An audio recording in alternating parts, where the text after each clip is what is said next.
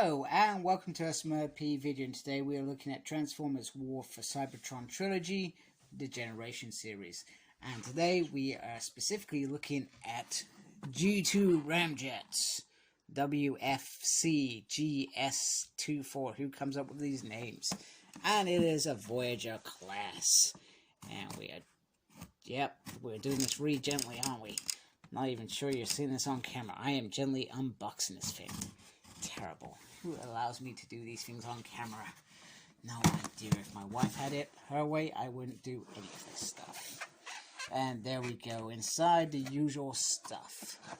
And we have an all cardboardy figure this time, which is very, very cool. And great for the environment. So I'll give my hats off to Hasbro as part of their agenda to do this. There we go. Let's do that, and that, and that. You've already seen most of the figure already, and that. There we go. Alright, that one's not going as well as I hoped for. And he is free. It's not free at all. Oh my goodness, this is awful. Why am I doing this stuff on camera? You never do this stuff on camera for this very reason. Alright, here we go. Generations 2 Ramjets. I'm going to actually get these guns out off camera, because I'm sure you've had enough of seeing my hands already. I know I have. Can gently put that in there. And we are gently going to put that in there. And here he is. And I've got to say, I am loving this look. So, G2 was in the early 90s, so G1 had been done for a good few years, other than repeats, and they thought they could reinvent this series with this new G2 opening and Thrust versus Optimus Prime. Who on earth thought that was a good idea? No idea. And then they just add these cool little effects to G1 episodes, and it was painful. I'm going to be honest. I watched it. It was painful. Absolutely painful. And they released lots of toys, as you could imagine, to go with that kind of, I don't know, say, G2's here, come get your toys. And they were all these, I can't remember if the cartoon changes the colors, because I don't think it did. But they came up with all these ridiculous colors. I mean, look at this. We got turquoise. We got purple in there. We got some black in there as well. And we got a bit of silver. And somehow, it doesn't look that bad. And once again, this is Hasbro milking it. Now, rather than them giving us the cone heads again in regular G1 colors, they are giving us a repaint. And unless you're a completist or really into G2, which I don't know many people that are, you're not filling us with the warmth, to be honest with you. I would have rather them to reissue those 3 figures. Or at least, I mean, in the UK, they were scarce. We barely got them. In fact, I still haven't reviewed the 2-pack because, well, it's literally terrible to see. Now, he's got this black face here, which makes, in my mind, the very red eyes difficult to see. But once again, other than that, the detail is still there, still very visible, still looks very, very nice all the way down. It's got some nice joints here as always, so you can adjust this. Obviously that's for the mode. He's got some nice little swivel here. You can bend his leg, which is cool, and he can do the splits. Sorry, I didn't show that very well. Almost do the splits, because you can lift this up if you want to.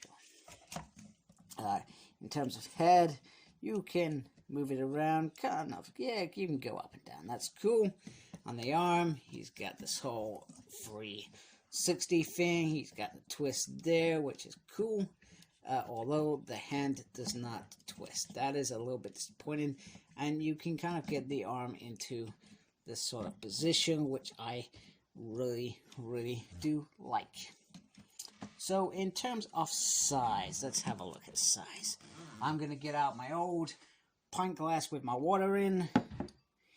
He is about the same size, or maybe a little bit bigger than a pint glass because he's got these little pylons going down.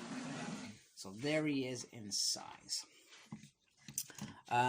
But if I'm being all honest with you, this figure is not going to sit in my collection because he just doesn't look right. It's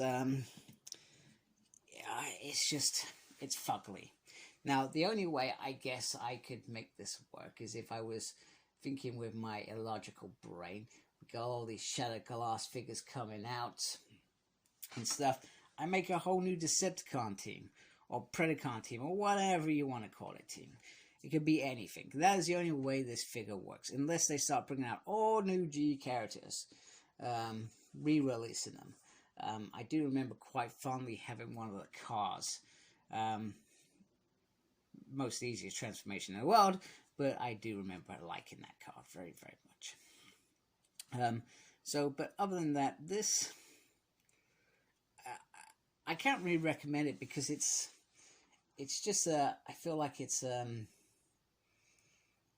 what's the thing? A nostalgia thing. If you're getting this because you missed that G1 stage and you got all G2 Transformers. That's the only reason you're buying this, I think.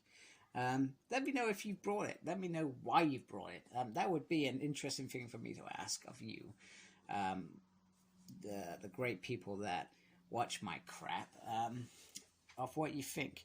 But he's okay. As a figure, he's a great figure. If we turn him around, he does have some fat kibble. I always wish, like, this bit just sat in a bit more. It just sits out. I understand why it sits out. And then, I do like this bit as well.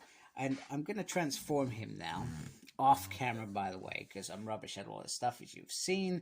If you stay with my review long enough to get past that awful beginning. I'm going to transform him because I feel like I really do enjoy the jet mode. So, let's go show him off. Now, the AWP mode, I said that the colors didn't really work on the robot mode because I was being precious, perhaps.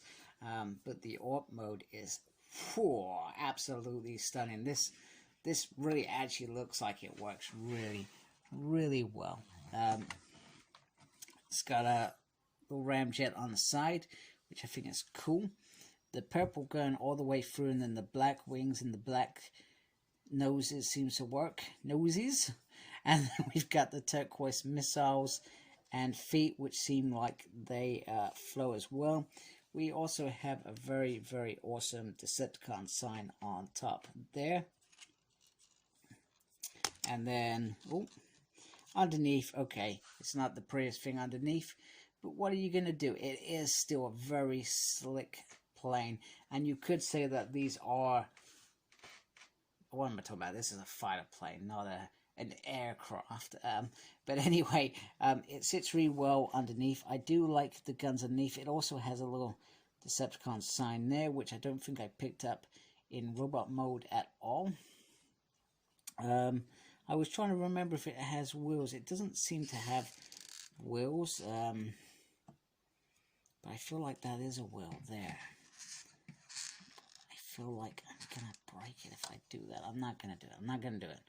I feel like that's just a hinge that puts it into place, and I'm just being really weird.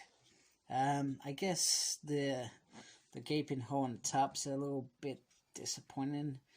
I'm not even sure what that is for. You could put a gun on there, but then it just looks weird because you got one gun underneath. So, a little bit bizarre in my mind. And once again, I can't remember if it pegs in or something. I really do not remember that pegging in. But other than that, the AWP mode is where it is at. I'm very impressed with the AWP mode. And the fact that it's got Ramjet on that side. It has got it on the other side as well. So both sides it says Ramjet. So you know who he is. Which is interesting for a Transformer in disguise. Anyway, so that's it. Quite simple. You're only going to get this if you're a real big fan of Ramjet or a big fan of G2, or you're just a completist, and you can get it. For me, this is not staying in my collection. I have no intention to keep it whatsoever, but I wanted just to grab it because I thought, hey, I can grab that, I can show it off, and well, I'll just sell it afterwards because it doesn't fit in my collection at all, unless I just wanted some, unless I was creating a big scene or actually playing with these.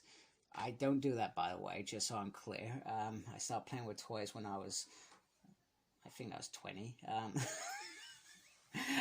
But for a kid, this is a really good toy that they could just use, and you don't have to give a crap about it. But I suspect people are going to buy this for a reason rather than just pick it up off the shelves.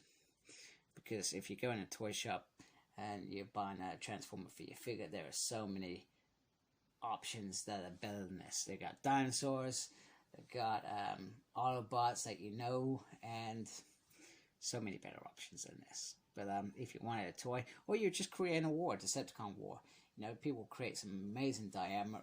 Oh, damn it.